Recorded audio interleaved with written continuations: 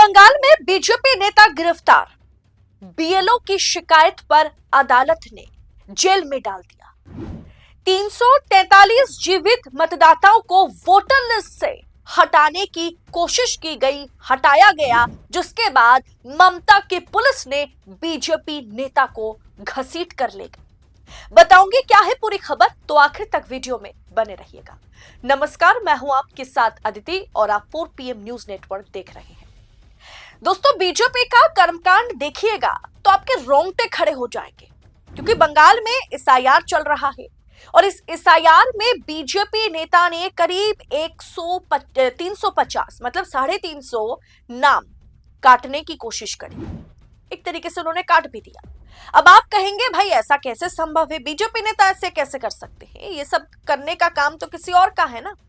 पूरा वीडियो देखिएगा तो आपको समझ में आएगा कि क्या खेला खेला जा रहा है, क्योंकि ये खेला बंगाल में खेला गया तो पकड़ में आ गया और भाजपा शासित प्रदेशों में खेला जाए। क्या कोई बीएलओ किसी बीजेपी नेता को गिरफ्तार करवा सकते हैं, उनके खिलाफ बयान दे सकते हैं, शिकायत कर सकते हैं? नहीं। इसीलिए राहुल गांधी ने कहा है ना कि चुनावी प्रक्रिया में जो धांधली हो रही है, मशीन नहीं मशीनरी में धांधली है, वोटर लिस्ट में खेला हो रहा है। सबसे पहले खबर की पुष्टि करूंगी, खबर आपके स्क्रीन पर है। 343 जीवित मतदाताओं यानी वोटर्स के नाम सूची से हटा दिए गए। तमलुक से भाजपा नेता गिरफ्तार। खबर देखिए एक और।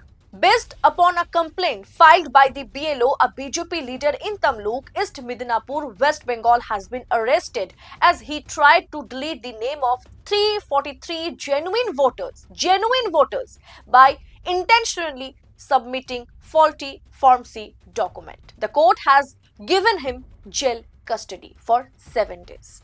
कोर्ट ने उन्हें जेल भेज दिया। दरअसल दोस्तों मैटर है क्या, भाजपा नेता पर यह आरोप है कि उन्होंने 343 जीवित मतदाताओं के नाम पर फॉर्म 7 जमा किया है। उनके खिलाफ गलत इंफॉर्मेशन प्रोवाइड किया उन्होंने और उनका नाम वोटर लिस्ट से हटाने की पूरी कोशिश उन्होंने की है। दरअसल फॉर्म 7 जो है, फॉर्म 7 में गलत जानकारी देने के आरोप में तमलुक में भाजपा नेता की गिरफ्तारी हुई। तमलुक वो कंस्टिट्यूएंसी है जहां भारतीय जनता पार्टी के सांसद हैं। अब वो इलाका जो है वो पूरी तरीके से भाजपा के गिरफ्त में है माना जाता है। आरोप है इन पर कि इन्होंने 343 जीवित मतदाताओं के नाम पर फॉर्म 7 जमा किया। अब दोस्तों आरोपों के आधार पर पुलिस ने उन्हें उठा लिया है।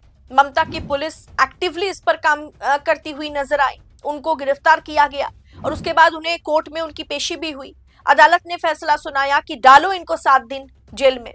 दोस्तों, आज लोकतंत्र का चौथा स्तंभ जहां सत्ता के आगे नतमस्तक है, वहीं पर 4 PM बेबाक और बेखौफ पत्रकारिता को जिंदा रखने की पूरी कोशिश में जुटा हुआ है। हम पर मुकदमों से लेकर के चैनल बंद करने का भी दबाव बनाया जा रहा है, लेकिन हम हारेंगे नहीं। 4 PM पूछेगा सवाल सत्ता से। बस इस मुश्किल दौर में हमें आपकी सपोर्ट की जरूरत है। 4 PM को ज्यादा से ज्यादा ज्वाइन करें। ज्वाइन बटन को क्लिक करके आप हमें आर्थिक तौर पर 4 PM को स्वतंत्र पत्रकारिता को मजबूत कर सकते हैं। उम्मीद है कि आपके सपोर्ट से ये जंग भी हम जीत जाएंगे। आरोपी भाजपा नेता का नाम जो है वो है अमित मंडल। अमित मंडल वहां के बहुत ही चर्चित नाम है, जाना माना चेहरा है। आरोपी को आज अदालत में पेश किया गया। न्यायाधीश ने 7 दिन की पुलिस हिरासत का आदेश दिया, यानी उन्हें कस्टडी में डाला। शुरुआत से ही तृणमूल कांग्रेस जो है यानी टीएमसी ने भाजपा पर वैलिड वोटर्स के नाम हटाने की साजिश रचने का आरोप भाजपा पर लगाया कि बंगाल के जो वैलिड वोटर्स है ना, उन्हें हटाया जा रहा है। बांकुरा में एक भाजपा नेता की कार से हजारों फॉर्म 7 बरामद किए गए थे। जो जीवित लोग हैं उन्हें भी मार दिया जा रहा है। तृणमूल सुप्रीमो जो है यानी ममता बनर्जी जो सीएम है और साथ ही साथ अभिषेक बनर्जी उनके भतीजे और जो महासचिव है टीएमसी के, सांसद भी हैं। आप सुनते हैं अभिषेक बनर्जी को, बहुत शानदार भाषण देते हैं पार्लियामेंट में। ऐसे भी पश्चिम बंगाल चुनाव में वो सेकंड राहुल गांधी बन रहे हैं, अलग अलग जगह पर सभा कर रहे हैं, पूरा पैदल चलने की पूरी बंगाल में उन्होंने एक मतलब आप कह सकते हैं ना कि एक मुहिम उन्होंने चलाया, भारत जोड़ो के बाद बंगाल जोड़ो, हर बंगाल के डिस्ट्रिक्ट में जा जा करके वो रैली कर रहे हैं, पैदल चल रहे हैं, जनता से खुद को जोड़ने की कोशिश कर रहे हैं। तो अभिषेक बैनर्जी ने भी इस मुद्दे पर खुलकर अपनी राय रखी है, ममता बनर्जी ने भी और अभिषेक बैनर्जी ने भी। दोस्तों, पिछले कुछ दिनों से तृणमूल और भाजपा के बीच इस फॉर्म 7 विवाद को लेकर के राज्य के अलग अलग जिलों में तीखी बहस चल रही है। ममता बनर्जी ने भाजपा पर सीधे आरोप लगाए हैं कि कई लोगों को, मतलब जो वैलिड वोटर्स है ना, उन्हें हटाने की पूरी कोशिश हो रही है। या तो कोई लॉजिकल डिस्क्रिपेंसी है, कोई सिंपल त्रुटि है, तो पूरे के पूरे परिवार को हटाया जा रहा है।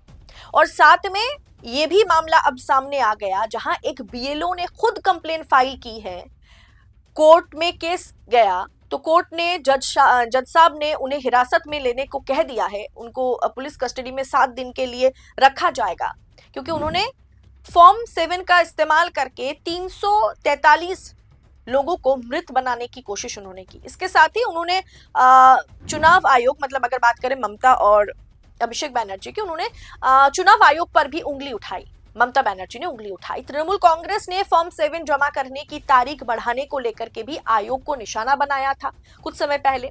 इस बार विपक्षी दल के नेता के जिले में भाजपा के एक नेता को गिरफ्तार किया गया है।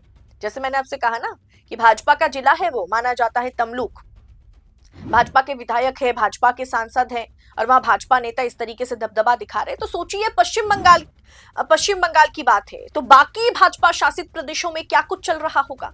दोस्तों, आरोप है कि इन्होंने विपक्षी दल के कार्यकर्ताओं के नाम पर फॉर्म 7 भरकर जमा किया, यहां तक कि उन्होंने जीवित मतदाताओं को मृत दिखाया। पुलिस ने आरोपों के आधार पर भाजपा नेता को गिरफ्तार कर लिया है, और ये ममता की सरकार है, इसीलिए इतनी तत्पर होकर के पुलिस जो है काम कर रही है। बाकी भाजपा प्रदेशों में बीएलओ की इतनी औकात नहीं है, क्षमता नहीं है, यूपी बात करे, कहीं और की बात करे, कि वो इस तरीके की शिकायत कर सके और मामला अदालत तक पहुंचे। फिलहाल दोस्तों, इस पूरे विषय पर आपकी राय क्या है? जिस तरीके की धांधली हो रही है, फॉर्म 7 का गलत इस्तेमाल हो रहा है, पूरी की पूरी लॉजिकल डिस्क्रिपेंसी के लिए फैमिली को वोटर लिस्ट से हटाया जा रहा है, ये एक बहुत बड़ा खेल है। चुनाव जीतने के इस तरीके पर, जिस तरीके से डेवलपमेंट हो रही है, इसे आप किस तरह से देखते हैं? कमेंट बॉक्स में हमें बताइएगा जरूर। एसआईआर पर आपकी राय क्या है? चुनाव आयोग पर आपकी राय क्या है? कमेंट बॉक्स में बताएं। और ऐसी तमाम खबरों को यूं ही पाने के लिए 4 PM न्यूज नेटवर्क के साथ बने रहे। मुझे दीजिए इजाजत, इस रिपोर्ट में इतना ही, जल्द मिलती हूँ। बहुत बहुत शुक्रिया आपका। जय हिंद, जय भारत।